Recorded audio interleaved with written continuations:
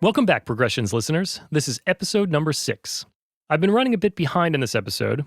I'm writing this open and finalizing the edits a little closer to my deadline than I'd like to. But hey, things happen. What's important is we're here, we're getting it done, and we've got a great conversation coming at you today. So let's jump into this opening. Our guest this week touches on a lot of great stuff, and I've had a hard time deciding what to open up with. He touched on a few things that I mentioned in episode 1 of the show, and I think I'd like to elaborate on those. I want to start with the scarcity mindset and then get into a few ways that it can affect your career and your life. For anybody not familiar, the scarcity mindset is essentially the point of view that resources, successes, etc. in life are limited to a finite number. Say, if I make $1 million or had a hit song, then there would be one less $1 million or one less hit song for you to have. This is A, obviously not true, and B, an extremely limiting way to view life. Now, there are a lot of people that have discussed scarcity mindsets in various industries and explained the concept quite elaborately, so I'm not going to try to compete with them. Instead, I'm going to present a few of my own ideas about it. Let's start with the basics. If you are convinced that success is limited, you will defeat yourself, turn back from the road to your goals, and probably end up looking for a new career, where you will likely once again defeat yourself. Why am I so sure this will happen? Well, because you believe that there is only so much success to be had.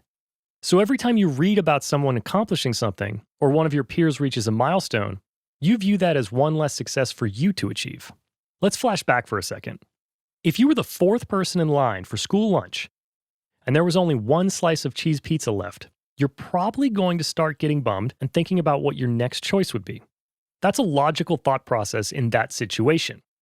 So, if you view success as being limited the same way that that pizza was, then your brain will apply those same ideas to your career and your success. Eventually, you will convince yourself there aren't enough successes left for you, and that the logical thing to do is to move on to something else.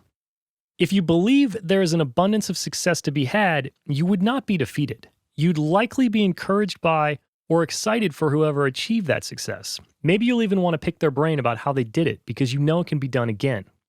Let's move on to some of the negative effects living like this can have. You might have an idea of one of them already, just from the way I've described this so far. Jealousy. Jealousy is the result of the insecurities and fear that arise when you are convinced that everybody around you is taking all the success. Or the pizza. So viewing the world as having limited amounts of success is only going to make you jealous of others.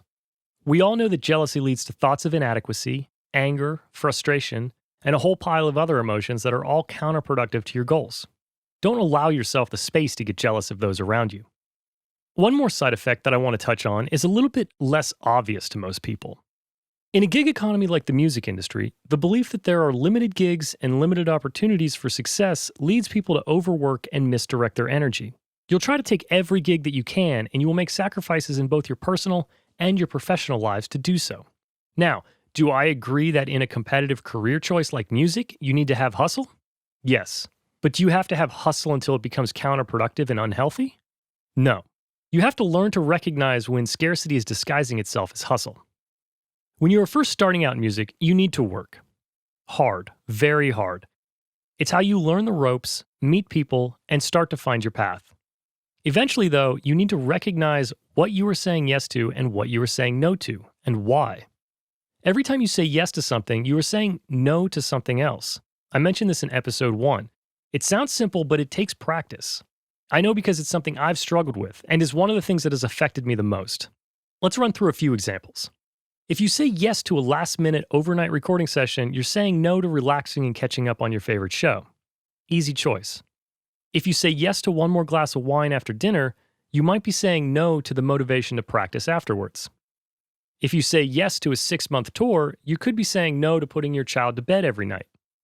If you say yes to a low-budget, high-demand project that you are not creatively invested in, you could be saying no to a really exciting and inspiring project that comes your way shortly after. Some of these choices are obvious. Some are a little tougher, and some are not clear at all. The point is that you need to understand your choices and what the results of them might be. If you are driven by a scarcity mindset, you are likely not thinking twice before taking a gig. You say yes to everything and sort out what happens next later. Because you know there's only a limited amount of music being made, and one day it will all just magically run out and disappear. That's my first bit of sarcasm in the podcast. I'm excited. So, to close on that thought, I'm not telling you not to work hard. I'm telling you to reflect on your choices and understand what you were saying yes to. If you want to be a film composer, saying yes to doing front of house for a world tour is not going to make you a film composer. If you want to release your solo record, doing writing sessions for other artists is not going to write your record. If you want to learn piano, playing video games every night isn't going to teach you piano. If you want to put your kids to bed, doing the night shift at a recording studio isn't going to let you do that. So ditch the mindset that success is limited and make your decisions based on the life that you want to build, not out of FOMO for the last bit of success left in the universe. This episode is brought to you by our sponsor, the Complete Producer Network. The Complete Producer Network is a social network created by former Progressions guest and 6-time Grammy-nominated producer and mixer Damian Taylor. I've been hanging out on there since it launched, and I can't say enough about the people I've met. In a world where social media is getting a bad rap for negativity, this is an outlier and an absolute beacon of hope for the internet. If you're looking for a community of people that want to learn from and encourage each other, or you want to find new collaborators, or maybe you just want to discover new music, this is the place for you. In addition to conversations on various topics, there are numerous events, workshops, and courses planned for the future as well. And I have to say, I've found the people and the conversations on the network to be super inspiring and right in line with the ideas of this show. So I'm also happy to say that there's a special room there for Progressions listeners to have open discussions about episodes. The Complete Producer Network welcomes all musicians, producers, artists, engineers, and any other form of music creative to join. So jump over to completeproducer.net and get in on the conversation. This week, we'll be chatting with Los Angeles-based producer, songwriter, and musical director Wayne Miller. Wayne is as comfortable producing in the studio as he is on stage with a band. He's acted as musical director for a range of artists, including Mike Posner, Christina Perri, AlunaGeorge, and Snakehips. And as a producer, he has recent releases with Samuel Prophet, Julian Roy, and Atlantic Records artist Milk. In addition to creating and performing, Wayne is also a co-founder of the LA Songwriters Collective, as well as a mentor to up-and-coming producers and artists. This man likes to stay busy. Welcome to the show, Wayne Miller. Hey, thanks so much. Good to be here. Yeah, thanks for joining us. How are things? Are you surviving the heat? Surviving the heat. Yeah, power went out at home yesterday, so surviving. I think it's not back up yet, but it's nice and cool in the studio, so can't complain. It's good. Well, there's no windows in the studio, right? It stays cool that way. I actually do have a window, which is great, but it has not been open for the last few days. So, yeah. That's great. So, thanks for coming on.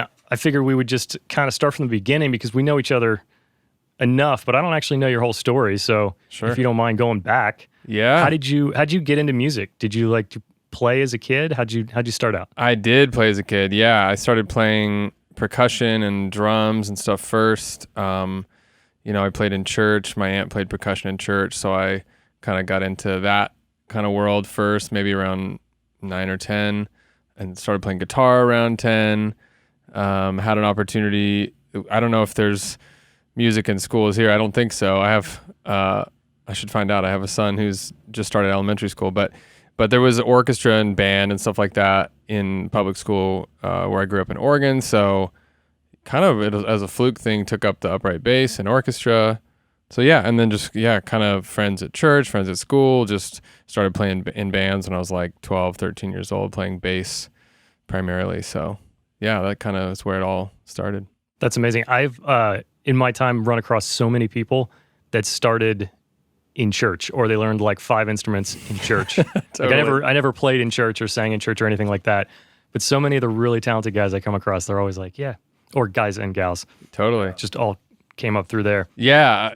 It's sort of that thing where just you get an opportunity and then, there's also, everyone always needs a bass player, right? So, I enjoyed playing bass, but I kind of figured out pretty early on that like I could always kind of get a gig, or I could always be in a band because, everybody wanted to be the lead guitar player, wanted to be the singer, so.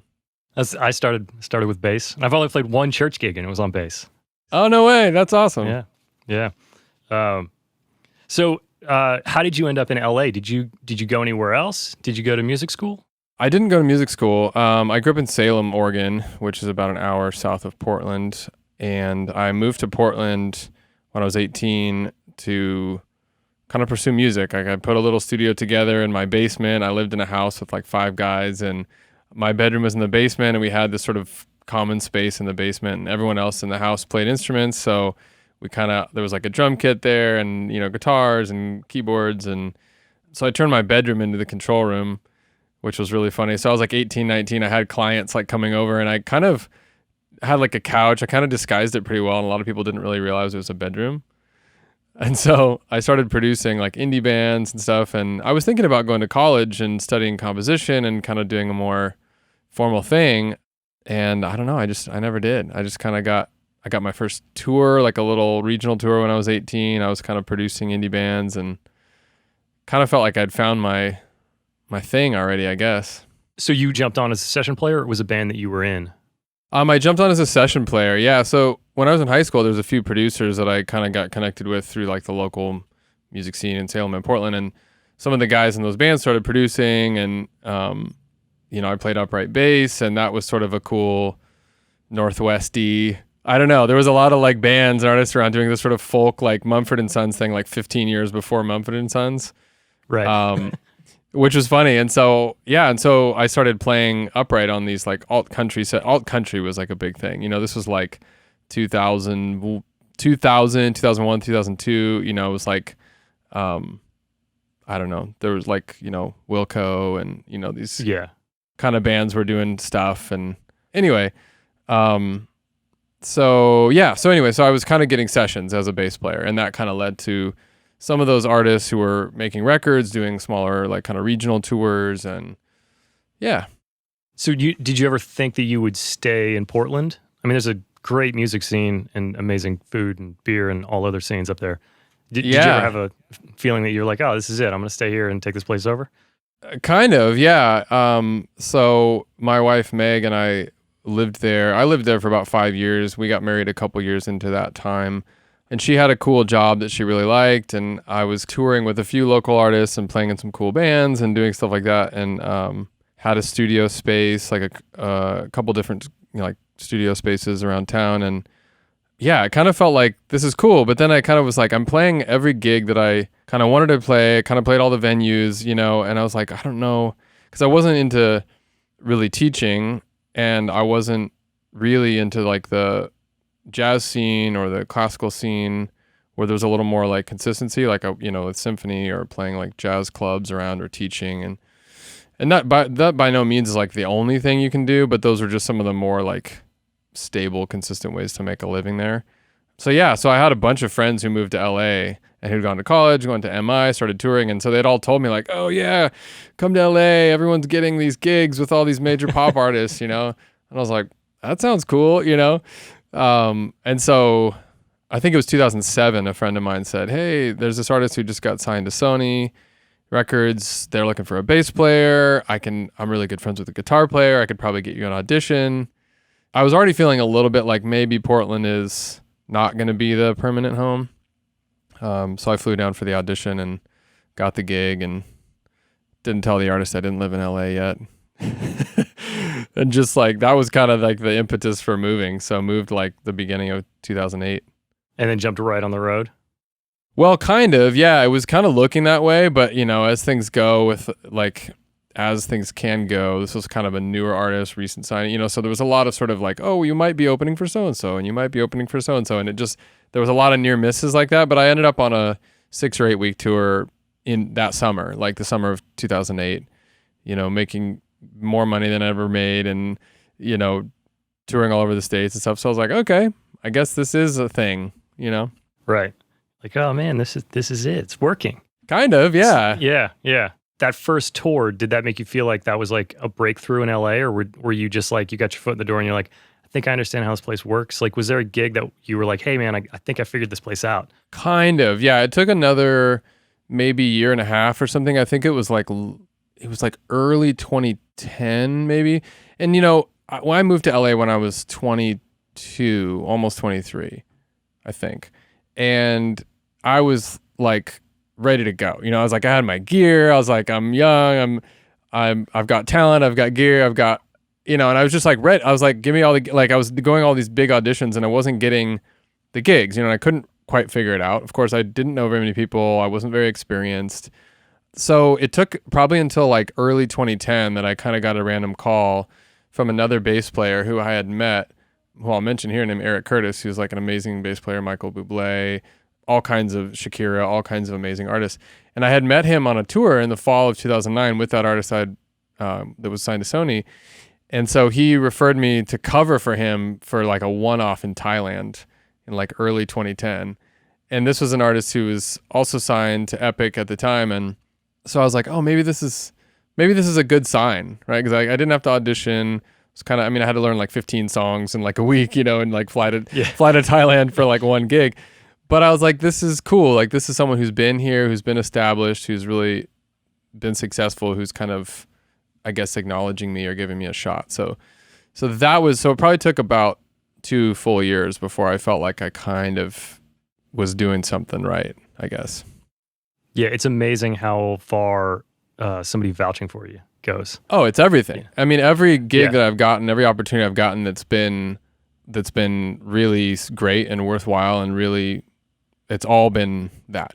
It's been somebody referring me. There's like a comfort in having a familiar name. Even if they haven't met you, they're like, oh yes, I've heard his name 5 times. Totally. We can hire him now. Yeah, so totally. When you first started out, could you put your finger on why you weren't getting those initial gigs? Do you know? I think, I don't know. I guess I sort of overestimated the skill and the sort of like gear and the sort of presentation factor maybe. And I sort of underestimated the relational factor. And so once I'd done enough like of these bigger pop sort of auditions, and then there was sort of a few bass players who just kind of kept getting the gigs, and like a tour cycle would end for an artist, and then there'd be like an audition for another big artist. I'd be like, oh, cool, I'm going to go. And then like the same person who just finished a tour would like get that one. And I'd be like, oh man, okay. I guess these 3 people, and it's not 3, obviously it's like, it's like a lot more than that, but it just kind of felt like that in different genres and stuff like that. And so I guess that took a while to sort of click and be like, oh, like relationships really do matter. And the skill and the gear factor and like the presentation was all there. And then it's just sort of, and I guess at the time it was kind of like TV gigs, like being able to sort of send someone like your late show performance. Right. That was like a real rite of passage at that time. And so I finally got to play on a string of those, like the Tonight Show, and like there used to be Craig Ferguson, which was like the late show. And there was, I think we did like 3 or 4. We did like Jimmy Kimmel. And so that was a real like breakthrough for me. Like, okay, this is like sort of like a calling card a little bit. I can send these links around to people. And that, I don't know, that seemed to be sort of like a barrier of entry for like a lot of legit work at that time. I could see that. Definitely, it's a stamp. It's like, hey, I made it. I was on TV. Everybody was cool with it. Yeah, so, I didn't get fired. Like I made it through all those, and you could send it to someone who is sort of like going, who can we hire that's going to be like a ringer, who's going to nail it, who we don't have, if we don't have a lot of time to audition or necessarily to go through a whole thing, like we can just watch them. Again, there's vouching, there's like major label maybe behind it or whatever, Do you think there's, I mean, you may have felt this way or you don't feel this way anymore. Do you think there's more pressure to a TV performance than a live gig? I mean, you play in front of 10,000 people or you play on TV to like 10, but 1 million people are watching it? I don't know. The TV thing was always, I guess what clicked for me was like the way it sounded is so much less forgiving. So, you play in 10,000 people. It's like most of those venues that are that big, they don't sound that good, Yeah. Not even like you play a wrong note necessarily, but just like the feel of the music and just everything. And then I guess, sort of hearing back a couple of those early TV performances, like, wow, that really is, everything is just right there. Everything sounds like every instrument sounds like a DI, even if it's a mic. You know what I mean? Like it's so unforgiving. So I think that's more the pressure thing. But doing a couple of them, and then a couple of those earlier ones, we did like a couple takes, and I was like, oh yeah, this isn't like, it's not SNL. It's not live. It's like, okay, it's not that high pressure. Everyone there is very calm because it's just like there's a day job for the crew. They just clock in and clock out every day. You know what I mean? Yeah. So once you experience that, it's a little bit more like, okay, no one's holding their breath here, Yeah. Did you have to do any of the super early morning ones where you tape at like 5 a.m. Oh like yeah, a rock show? Oh yeah. I mean, I've been on the Today Show set. I don't know how many times. You arrive at like 3:30 in the morning. And they're always like, we need someone 3:30. So I'm like an MD, or like I did one last year. I was MDing, but wasn't wasn't playing, and so I was like bringing the playback rig and like representing, and you get there like 3:30 and then nobody does anything till like 5:30, so you're just like, okay, I'm sleeping for like 3 hours in the hotel. I got to get there. I got to get my Uber or whatever. And then I like get there all in a huff, and then there's like, cool. Yeah. And like the backline's all kind of like set up, and you're just like, oh, okay. I guess I'm going to sit here for 2 hours and drink coffee. You mentioned MD. So when did you transition from player in the band to musical director? That was probably around 2009. I did a tour early that year with a major label artist as a bass player. And after that tour, the guy who had produced that album, a guy named Kurt Schneider, who's a fantastic producer, bass player as well, he called me for a couple of like younger artists he was working with. He thought, hey, Wayne's pretty young. He's probably got, he had a sense that I maybe had some friends who were also maybe a little younger, a little more maybe affordable, and sort of looking to kind of tour. And, he has a family and stuff like that, and was a little bit older. And I think a lot of his network was like the session players who are amazing, who are playing on all kinds of huge records. And so he was, obviously those players are playing on the records, but they may or may not want to tour and et cetera. So that kind of led me to sort of kind of get into that world and start getting more into like playback rigs and running auditions and running rehearsals and all that kind of stuff. So when speaking of playback rigs, when do you feel like playback like really kind of started to take over? If you were playing in indie bands, you guys probably weren't playing any tracks, or maybe somebody had a laptop with one thing. But like, when did like proper setups pop up in your world, and were you kind of like thrown off? Like, wait a minute, how much of this is fake? Yeah. A few of my friends, like I said, when I first got to LA, had been doing like these bigger pop tours. And so I kind of became aware of that, like when I first got to town, but I didn't really, there wasn't a lot of tracks. Like some of the tours I did in like 2011 with this artist Lenka, there was a few tracks, there wasn't a lot, but there was a little bit kind of being run by the drummer, maybe a few loops or a few subtle things. And so that was sort of like, okay, cool. And then it kind of just started to sort of snowball from there, because it started to turn into maybe the band could be a little bit smaller. A lot of startup artists maybe are looking to replicate as much of the record sound because they put a lot of time and a lot of energy, and that sort of gets shopped around. Like a lot of times the recordings sort of get shopped around, and so then you're trying to showcase maybe for a label or a manager or a publicist or something, and you want it to sound live and sound like it has more energy, but you don't want it to be too far off from the record. And so then it's like, well, that sound really is kind of indicative of the record, so let's have that in the tracks. And then, those background vocals are pretty cool. We spent a lot of time on those.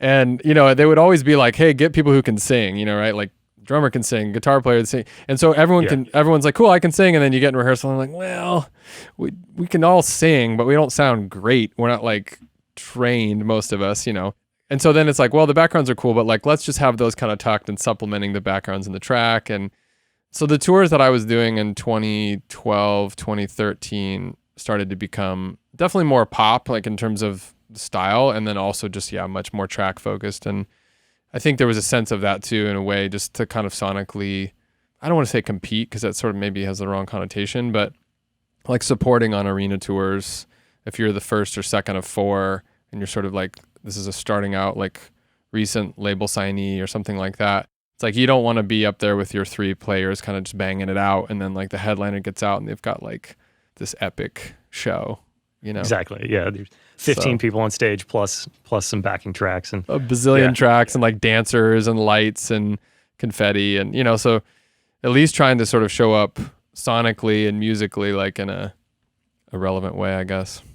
Yeah. I mean, I'm all for it personally, putting on the best presentation of your music as you can. Yep. But there has to be a fine line in conversation when you're prepping for these things, where you're like, there's a lot of fake stuff. Do we want to bring a keyboard player on, or do you want to do this with three guys and a lot of tracks? Do you ever run into like, if you're willing to say, run into situations where you're like, this is going to sound great, but it's going to look a little off? Totally. Yeah. And I always try to, well, I shouldn't say always, but I most often try to encourage people, like, if you want energy, like guitars and drums bring energy. So, and I'm a bass player, but I'll be the first person to be like, a lot of styles of music will cut the bass player first, just because there's like programming and there's stuff going on. And a lot of times it's synth based stuff anyway, or it's program stuff. So, not necessarily advocating that that's what people should do. But if I'm thinking about the best show, I'm like, well, if there's live drums, that brings a lot of energy. If the records have live drums, then that should be represented, I think. And then live drums over programming brings energy. And then, of course, whether or not the record has guitar, then adding guitars in some way brings energy as well, just like pushes air, whether you have an amp and there's just like the movement, like the physical motion. Like people, this will make sense, obviously, but people listen with their eyes first, right? In a live experience, they walk in, they're like, oh, how many people are here? What do the lights look like? How many people are on stage? Like what is the singer wearing? What is the whatever, right? How big are the guitar amps? Like it's all part of the live experience. And so once I started to figure that out, I was like, okay, guitars, movement, drums, movement, that equals energy. People listen with their eyes first. Okay, so it started to really become more about the music obviously has to be great and the players have to be great and that all has to work. But a big factor just really started to become the visual and started to become the energy. More so, I think, than trying to sort of preserve like the integrity of the record. If that makes sense. Oh yeah, totally. I mean, you're there to give a visual performance and to, please people. Exactly. And you can listen to the record if you want to hear the record, Exactly. At a certain point, so there's a dance there. Some artists are like, I really want to stick to the record. Some people are like, I want to do a completely different thing live, which can be fun too. They're just like, I want to almost just like reinterpret all the songs and I don't want to use any tracks or, so it's cool. Everyone kind of has their own, perspective on what live music, how it should be. Right. Which is interesting because some people will be like, oh, it should sound nothing like the record. If they want to hear the record, I find that to be like kind of an interesting factor is that people have like very strong opinions about what live shows should be. They can be informed by any number of things. Like I watched the Beyonce live thing and like, you know what I mean? Like whatever it might be. And that's great, but it might be like, oh, I watched this Rolling Stones video and there's like no tracks. So I don't want any tracks. You're like, okay, well, I mean, you're not the Rolling Stones, but like we can give it a shot, Yeah. You get a 75-year-old man doing backflips out there. Totally. So your time, how long would you say you were mainly a music director for? Probably from 2011 and 2012, I was doing both. Like I had certain gigs, certain tours, certain things where I was just playing bass, and then some things where I was MDing. And then probably from 2013 until now has been all live stuff has pretty much been as an MD and then sometimes as a bass player and then oftentimes just as an MD. Like the people you listed at the beginning of this, like I toured and played bass with Christina Perri for her whole album cycle. The Mike Posner thing, I played bass off and on, but was never intending to be on the road like for the full album cycle. So I did a lot of the promo and stuff like that, and then had a couple different bass players, and then had a guy who kind of made it through the whole rest of who was kind of available and schedules lined up to do the whole rest of the thing. And then the other 2 or 3 people you listed, I was just MD'd and never played with. Okay, just put it together and send them off, make sure they're tight and ready to go. Yeah, and sometimes it's like TV stuff, like AlunaGeorge and Snakehips, where I got connected to through my friend Joe Clegg, who was their primary MD in the UK. And so sometimes like he'll have artists come over here and he's based there. And so like I'll cover and take over for like a round of rehearsals, or like we did Snakehips, we did a Jimmy Kimmel performance, or we did actually a couple. So it's interesting because when I started MDing, it was sort of like, oh, I'm touring, I'm in the band, I guess, quote unquote. And it was like, and then it sort of morphed more into like, and I didn't realize that artists would sort of, I don't want to say get passed around in a certain way, but like there are just certain needs. Like I've had MDs in New York, MDs in the UK cover for me if I can't travel or the time or the budget or whatever doesn't permit. So there's also that piece where the MD sort of is more like a plumber or something. They just like show up to like fix a broken pipe for like a day or two. And then, you know what I mean? So it's like less of this major sort of, I don't know, like artistic role. And sometimes it's just coming in and being like trying to like troubleshoot why like the Ableton rig isn't working the way it's supposed to. Right. Have you run into situations where, I mean, I would imagine there's some artists where like the MD needs to be out there because they might want to make a lot of changes. Have you ever been in a situation where you're not out with the band and the artist is like, we really need to redo this like transition and can you help us? Does that go down?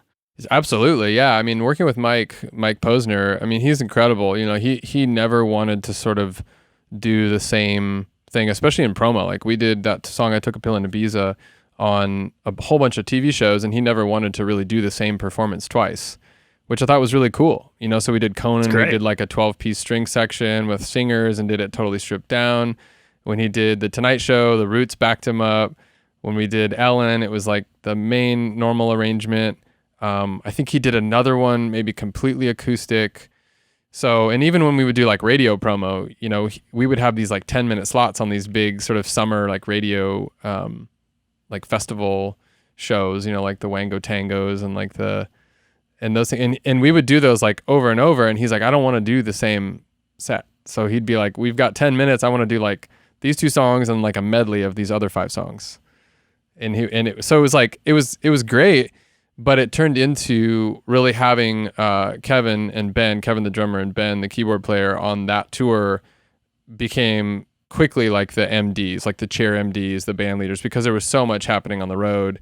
It was just like, he'd be like, I don't really want to do these songs, like you said, transition. I want to do this one into that one, or like, let's change the key of this one or speed that one up or whatever. So it just wasn't realistic. Like I could do certain things remotely, of course, like programming wise and like sending out sort of reference tracks for rehearsals and stuff like that. But especially with Mike, it was just like he needed people that were just there day in and day out to be able to work those things out in sound checks and stuff. Yeah, you're making like working on arrangement changes on the bus and stuff, and exactly finishing things in the hotel on the way to the venue. He would write songs in sound check and be like, let's play that one tonight. I like that, you know, or you know, which I just love, you know. So it's great. I feel like that'd be so exciting. It's very exciting, and it's very much not like a typical pop gig in that way. Which is cool. So yeah, some gigs it's like you rehearse for a couple weeks, and then like with Christina, we played this by and large the same arrangements. We'd switch the set and stuff, but certain arrangements just worked great, and we didn't really change them for like 2 years, you know. Yeah. And so with Mike, it was almost the opposite. So it was fun.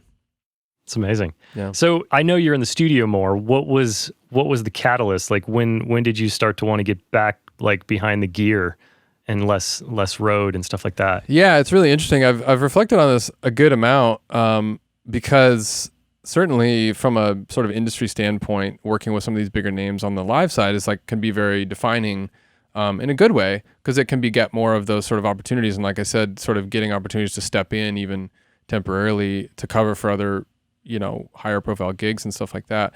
But what I realized is when I moved to LA, I had been producing, I'd been writing, I had been, you know, mixing and doing all the sort of studio stuff in Portland, and I felt very comfortable there. It was a much smaller town. I kind of knew a lot of people, and got to LA, and again, I was like 22, and I was like, it's a big city. You know, I'm just gonna kind of focus on being a bass player. I feel like this is like probably my greatest strength at this point. And I really just didn't sort of tell anyone that I produced or that I wrote songs or that I could mix or anything like that. And I sort of would work on like little things at, you know, at my apartment with artists that I was kind of working with or people I knew, but it was like very, very low key. And again, I wasn't sort of like marketing, I guess, myself as that. And so part of it was really just going like, I love creating. I prefer being in the studio.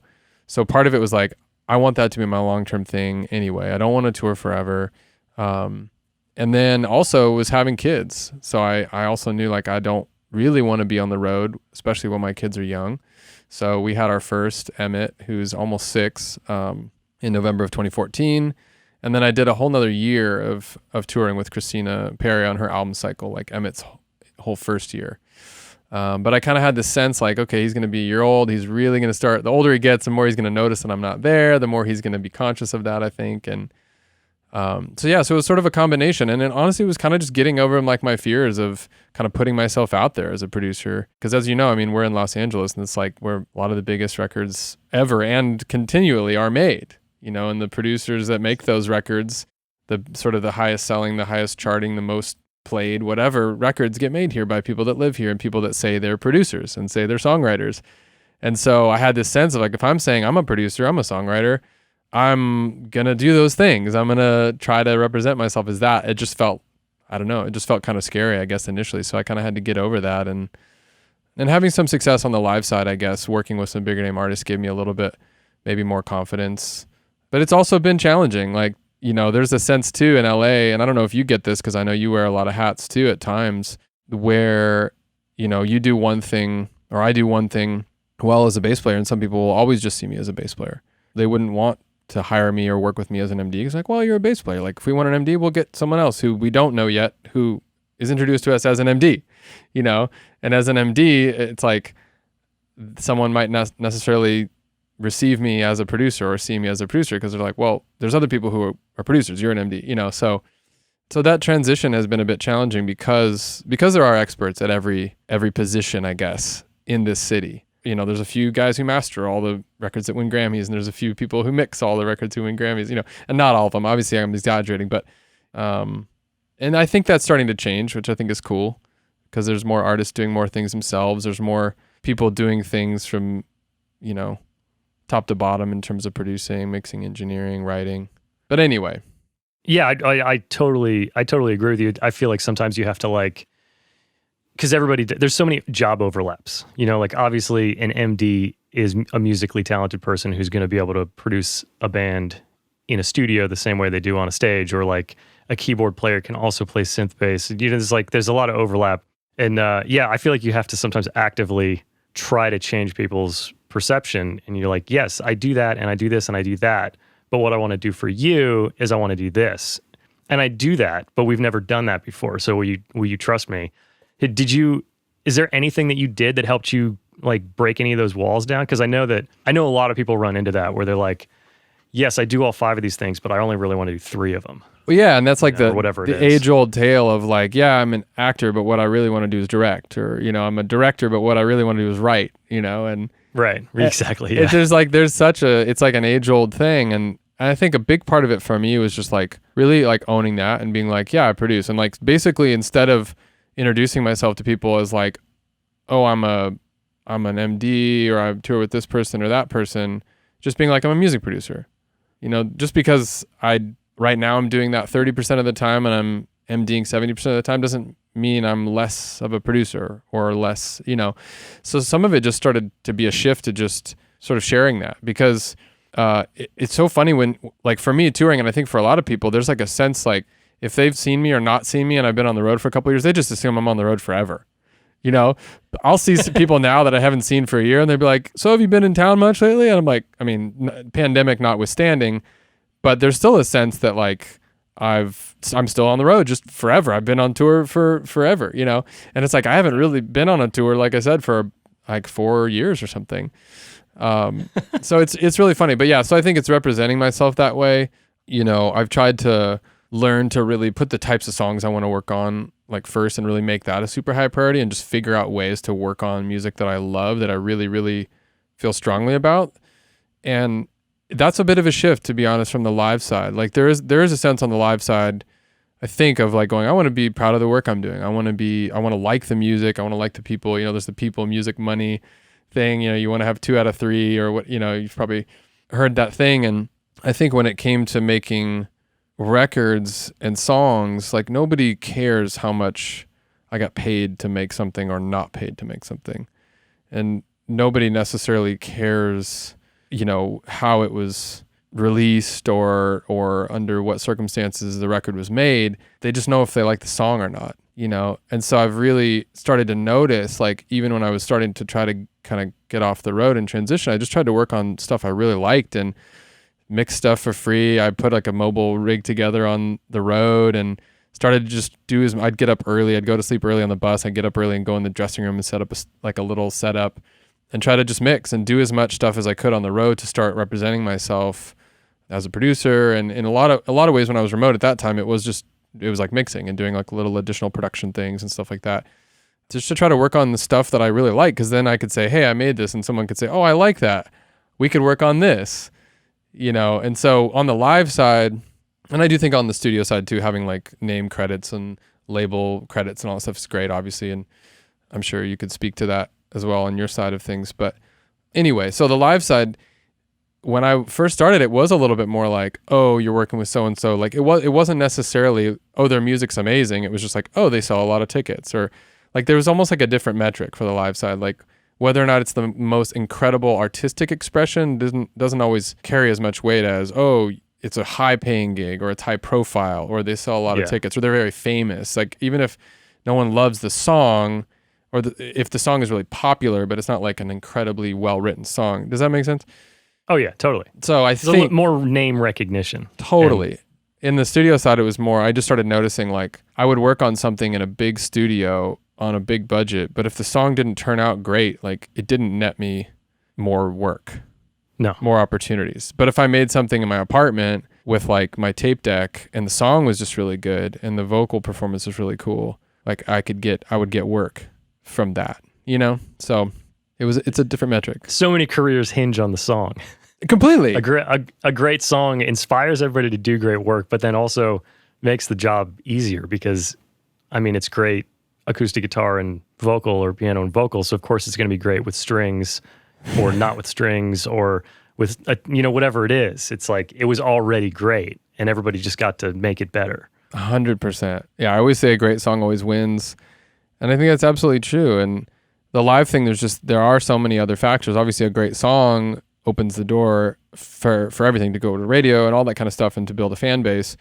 But if you're working with an artist who's already established, there's a lot of factors that go into it. Obviously they have their songs that are well known, that are maybe hits or that have their fan base built around them, but there's just so many more factors that go into the live world. And so I had to really think way more singularly when I got into how do I grow my presence and my work and my the quality of my work and my network and everything I do as a producer.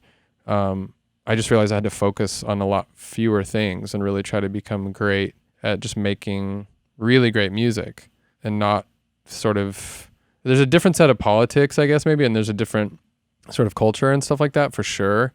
But gosh, I've been trying to just like, I got so good at that in a way on the live side that the same politics don't really translate. And also, like we're saying, a great song, just like it sort of supersedes all that stuff. Right. No one really cares also how you made it. A great band as well. Like, I mean, think of how many bands you've seen that they just blow your mind with a crazy show, and then you walk out and you're like, I can't remember anything about the music, but they were amazing. Totally. I loved it. Yeah, and it's like I'll pay and want to have that experience just because of that. And obviously someone like Billie Eilish is incredible, and like look at Phineas. Just someone goes like, hey, there's a couple great. I mean, there's more than a couple great songs there, but there's a couple songs that really broke through on a big scale, and it it paves the way. And obviously he's incredibly talented writer, producer, mixer, all the things like. But it's amazing to see how a couple songs really. It seems, obviously he's been building his skill set forever, and I don't know him personally, so I don't know that much more than anyone would if they did a Google on his story. But it just is cool to notice, I think, on the live side, on the record side, if you can make a great song, write a great song, it's like opportunities are there. On the live side, it typically takes time. It typically takes time to build something. Back to Billie Eilish, I love that what they did. And I don't know them either, so I'm just speaking from my assumption. They did what they wanted to do, and they made great music, and it does not fit into the mold of pop music, but yet it's massive hit pop music. And I just love that there seems to be a door now that's starting to open where it's like the art and the authenticity of something can be like a radio hit now. It doesn't have to have 4 on the floor kick. It doesn't have to have the boxes that that used to need to be checked.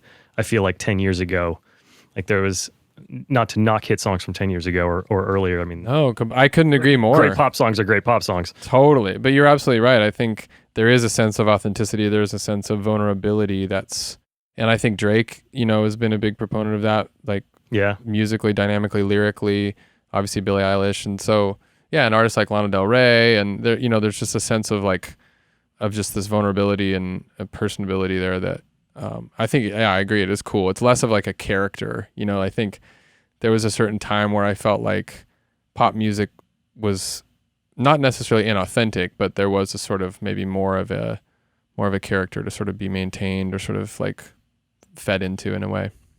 Yeah, there was an image that had to be mostly filled. Correct. But, yeah. So bass player, MD, producer.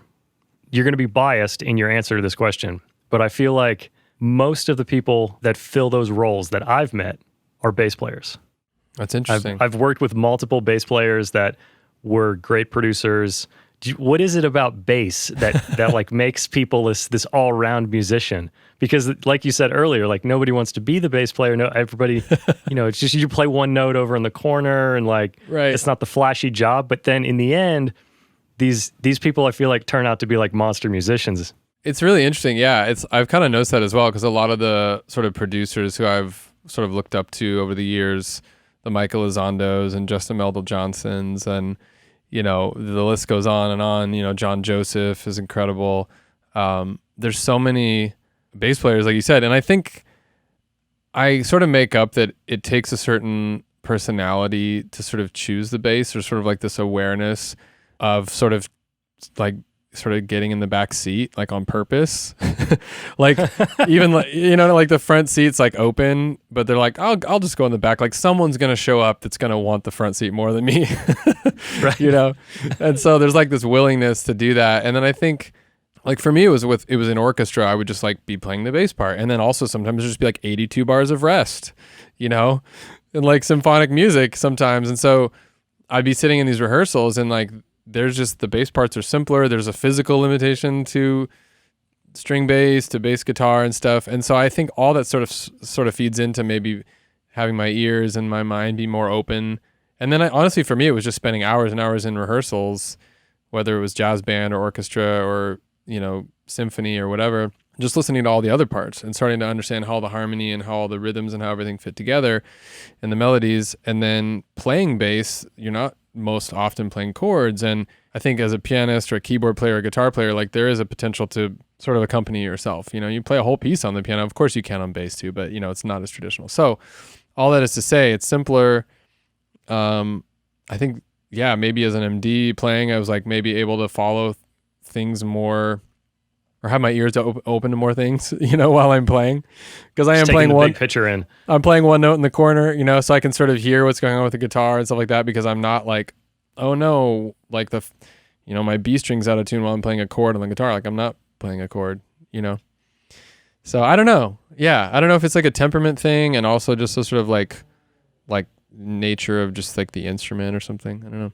I'm going to ask every bass player producer that comes on this show until we figure it out. I want to know. I'm going to listen because I want to hear what everyone has to say. We're going to make a chart. I wanted to jump back. I remembered my question. Yeah. So when you were making that shift into producer, it sounds like you were, I don't know if you were actively like having like a mindset change of the way you viewed yourself and how you interacted with people. Is that something that you think just changed with you over the years, or did you like go on like a retreat for a week on an island and come back and you're like, this is what I'm going to do? Was there anything that like caused that shift or encouraged it? Well, I think there was a couple of things. One was the sort of sense of like, I really want to do this at a professional, viable level in a way that is not just like, I sort of haven't had a backup plan in a sense. Like I didn't go to college and have a degree. So that was sort of like a thing that kind of was somewhat useful with touring.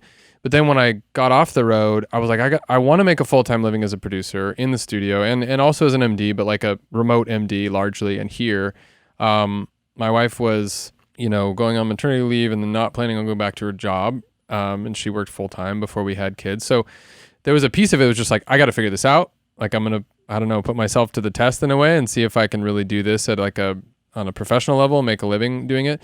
And then as I sort of started to do that, I started to see how scattered my approach was and how much I was trying to translate certain maybe mindsets, or like I was saying, certain sort of political or politics pieces from touring and stuff like that. So I got exposed to this coaching idea, and we both have a mutual friend, David Gerber, who's an amazing transformational coach. So there was a lot in that. My initial like 8-month, I think it was 8 or 9 months I did with him that was super cool.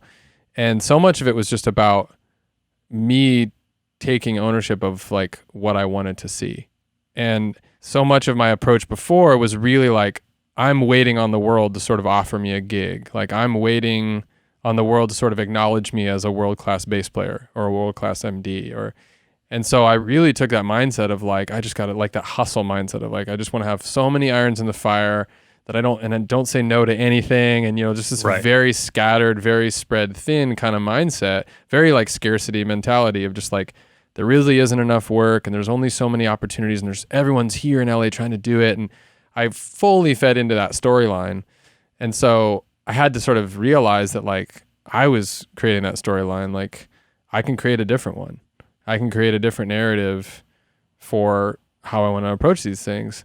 So a lot of it was really just going like, okay, stop sort of waiting for the, breakthrough moment to come from outside of me and just start thinking of myself in a different way and start really like raising the bar for my own kind of creativity, like really just trying to like, I can't think of a better way to say it, but just sort of like impress myself. Like rather than being like, oh, you love the mix. Okay, great. The mix is done. We're all happy. We love the mix. But just being like, dude, I really, really love this mix. Like what would I do? You know what I mean? Like not, and just really try to make it as internal as possible, which felt risky because it sort of doesn't necessarily mean that I'm going to get the gig or not the gig, or I'm going to get paid more money or not get paid more money. But I started to realize like, I want to do all of the things at a level that I'm super, super, super proud of. And not to say that I was like totally phoning it in before. I was just like allowing a lot of my standards, I think, to be defined by others, by what was sort of what they were looking for. Like, oh, this is a great mix because this manager really loves the mix. Or this is the right keyboard player because this, A&R came to the rehearsal and really liked the keyboard player or whatever, the list could go on and on. But so much of my mindset was predicated on external sort of validation and external sort of affirmation of like, this is good, this is viable, we'll pay money for this, whatever. Yeah. And so I had to really shift it. Well, it's funny. I agree with you completely. And like, funny enough, you basically just like quoted the introduction first episode of this show, which for our listeners has not been released. Amazing. So Wayne has just channeled it. That's awesome. But it's amazing how powerful, like just reflecting on what you're doing, like stepping back and like trying to look at yourself. I mean, even down to like, something that I ran into, which is super basic and sounds very menial, but it's like you charge this much money for a mix. And then you're like, okay, so what am I actually making per hour? And then you start tracking like how long you spend on a mix. And you're like, wow, I'm not really making very much money like that. And that's like just a simple mathematical thing and a realization that maybe you would never come across, but yet alone like put that into the realm of like how you view the way that people view you. You could go so deep into that, and it very obviously would be an extremely long conversation, but yeah, I think that stuff is super important, and I think you just nailed like a million things that are the kind of things that I want to like, encourage our listeners to do, like step back and look at what you're doing. Do you want to play keys with this artist, or do you want to be a producer, or whatever you want to do? Mm-hmm. So I appreciate that. It was excellent insight. Well, yeah, and one other thing I'll add to that is that something that I have to constantly be reminded of, and my wife is actually in the process of becoming a coach right now, which is super exciting and fun, and she's already doing great, is that like there'll be times where I'll sort of justify, let's say, a quote for something. I'll say, well, I'm thinking this will probably take this long, and it's like this, and I sort of have this day rate roughly, and like da-da-da-da-da. And then I'll sort of talk myself out of like what I really want to quote for something. And I'll be like, well, because it's not going to take that long, and we're just like, it's a mix for this live video thing, so it's like not going to be that many tracks and like da-da-da or whatever. And Meg will often be like, yeah, but it doesn't, like, it's your mix. Like, you're charging for your mix, or you're charging for your production. Like, just because it doesn't take a long time doesn't mean it needs to be cheaper, and sort of, I don't know if that fits in, how that sort of fits into what you're saying about getting sort of paid hourly, but there's been times where again, I quickly fall back into that scarcity mentality of like, oh, I don't want to shoot too high because I'll lose the gig, or I'll, put someone out or whatever. Yeah. No, there's just a whole rabbit hole we could kind of go down along those lines of being sort of, independent contractor status or freelance for me, my entire sort of professional life. But really realizing like the best work that feels the best on every level has been the stuff where I've just been like, this is kind of like the I don't want to sell it price. You know, the like, if you really want to do this project with me, this is how much it's going to cost. And when people have said, okay, yeah, okay, let's like, we'll talk, we'll figure it out, whatever. And then it's something that I can point back to as like, I really said what I wanted, you know? Yeah. And well, I think it fits in, it fits in perfectly because like you mentioned earlier, in this business, you're always worried about what somebody else is thinking. And like as something as simple as quoting somebody, you're thinking, did I quote them too high or did I quote them too low? Did they right? Do they think I'm bad now because I was too low, or they think I'm an asshole because I quoted them too high? It's like you have to stop yourself from having these, going in these circles. Oh, I could, and that happened really quickly. Early on, I learned to sort of be like, if I'm going to play bass on someone's song for $50, like I'm the $50 a track bass player guy.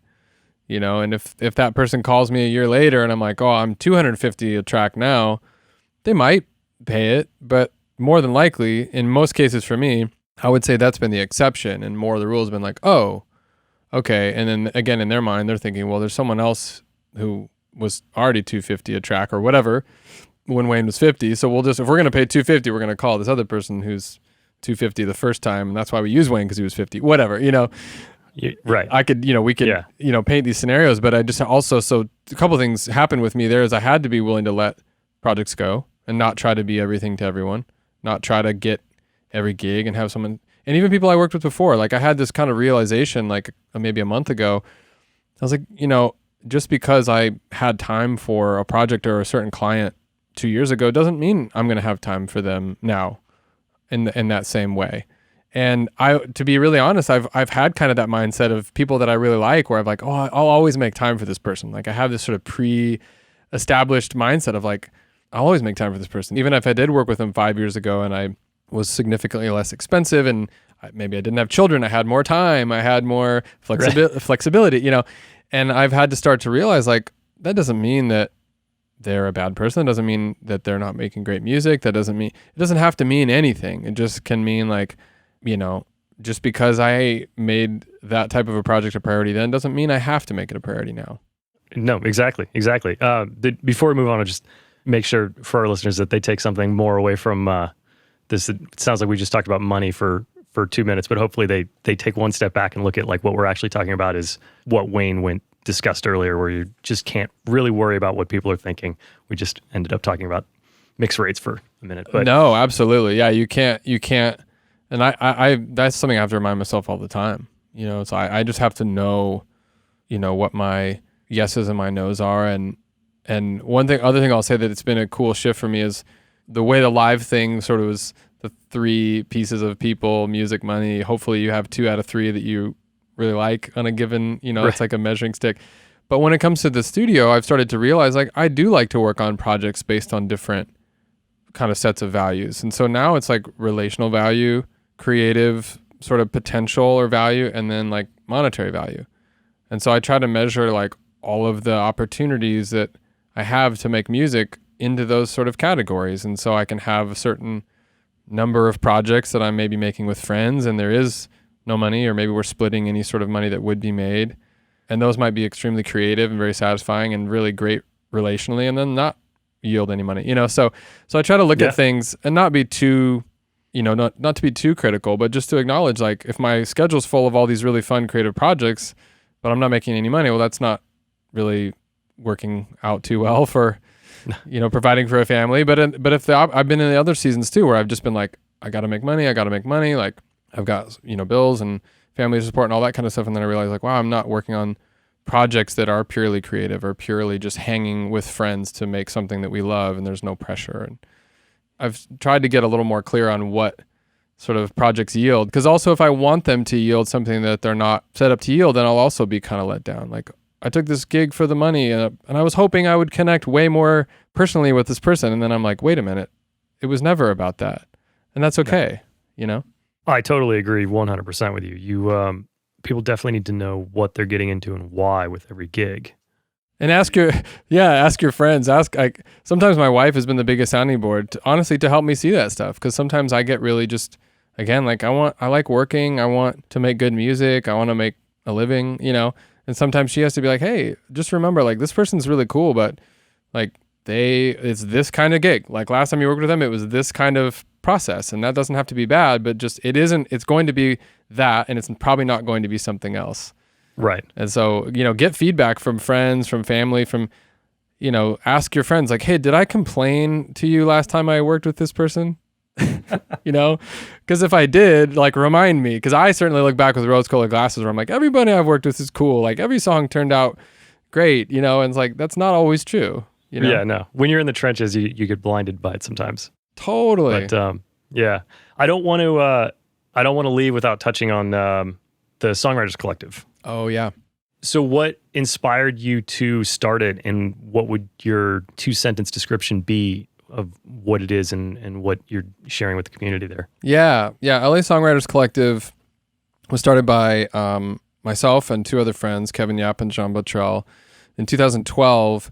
And it really was just to create community for songwriters. There's often, songwriting can be a very solitary experience. Mixing obviously can be solitary. Producing at times can be solitary. And so we just thought, we wanted community as creatives. We were all doing various things, and a lot of things that were bringing us a lot of fulfillment creatively were either ourselves making music on our own or with a couple people, and we just didn't have a greater sense of sort of connecting with other creatives around town and kind of learning. We wanted to create a space to learn from each other, to learn best practices, to grow, to create accountability for our growth. So now it's really by songwriters for songwriters. That's kind of the basic thing. But we have kind of a combination of sort of educational opportunities and various workshops. And then we have like multiple events throughout the month. All of them are on Zoom now, of course. Yeah, but we did do most everything in person up until the pandemic. But it's been cool because we've been able to connect with people all over the country and the world now that we've been totally virtual. So we'll have different, that's cool, like industry experts come and share at different types of events and do Q&As. Like we had Dan Wilson last month come and talk, which was really cool. And so we've had all kinds of incredible people, Ross Golan, people like that will come share, and we'll do Q&As. And then we have, like I said, various sort of workshops and things, but really at the core of it is just creating community for people to be creatively sustainable. That's amazing. Do you see a lot of dots being connected, or are there people that are now like writing partners that met at one of your meetups and absolutely stuff like that? Yeah, it's really cool. There's a lot of people I've met. They're like, yeah, I met someone at an LASC event, and we've been writing every week for the last like 2 years, So I think because we've really made it our point to cultivate something really authentic and really real, and there's sort of no pretense about, and there's sort of no holding back as far as what our experience has been, what we've learned, what our mistakes have been. And obviously there's a lot of ways to get information. There's a lot of workshops. There's a lot of, organizations around town. But we really wanted to focus on community and focus on sustainability. So that's great. Yeah. No, I think stuff like that is awesome. I chatted with another guest about just the community, the studio community. Everybody is becoming, even before the pandemic, everyone's becoming more and more isolated. And like I made all my hit records in my backyard, and my 2 friends came over and wrote with me. And I don't know, coming from a place that was a studio with open doors and people going in and out, like I just feel like that community needs to be encouraged. So every time I run into somebody who is encouraging community, while I feel like a lot of this business is becoming isolated into little circles, I just want to make sure that people know that there's people doing dope stuff like that out there. Yeah, so, thank you for highlighting that. Yeah. All right, so Wayne, before we go, I like to put my guests on the spot and ask them what their current goal is, and what is the one thing that you're going to do next to get there. Yeah, my current goal is to approach every project, or not even every project. Let's just start with the next project. The next project with my own sort of barometer as being the only measure of if I want to do it. So meaning I'm not going to consider the sort of broader potential for a release, let's say, in terms of, it could go on this playlist, or it could fit in this type of a film or on a commercial, etc. Not because those things aren't important, but just because I think, as what we were talking about earlier, I really have based so much of my yeses and nos and sort of things like that based on these external factors rather than going like, do I like it? Do I really like this song? Do I really want to listen to this song for many hours? And the times when I've really made that my barometer, it's been really great. I've been really, really happy with the result. And it's also worked in those other ways as well. So the thing I'm going to do next is I was actually just sent a song from another producer friend of mine, and they said, hey, I'm getting close to being done with the production on this, and I want to know what you think, and also if you might be interested in mixing it. So I'm going to listen to it with only that criteria, and I'm going to say yes or no based on that. Amazing. That ties right in with pretty much everything that we were discussing for the last few minutes. Tapped right in there. Yeah, well, Wayne, thank you so much. This has been really great. We should do this again because I definitely feel like there's some more paths that we can go down. So maybe a later date. Cool. At episode 100 or something like that. Yeah, nice. Do you want to tell listeners where they can get in touch with you or find the Songwriting Collective or whatever? Yeah, absolutely. Yeah, probably the easiest way to connect with me is just on Instagram. It's just Wayne G. Miller. And then LA Songwriters Collective is at LA Songwriters on Instagram. I know we have a Facebook. I don't have Facebook, so I don't know what goes on over there, but you can find, at LA Songwriters, lasongwriterscollective.com, and then just at Wayne G. Miller on Instagram, and I guess WayneGMiller.com as well. Awesome. Well, thank you so much, man. This has been great. So hope to do this again. Hopefully we'll see each other in person sooner than later. Thanks for having me. Thanks so much, dude. Yep. So that's a close on episode 6. Thank you so much for listening. Thank you for your support. And if you don't mind subscribing, leaving a review. If you want to join in our conversation at the Complete Producer Network, go to completeproducer.net. You can sign up there. It's a lot of great people over there. Looking forward to next week. I'll see you then.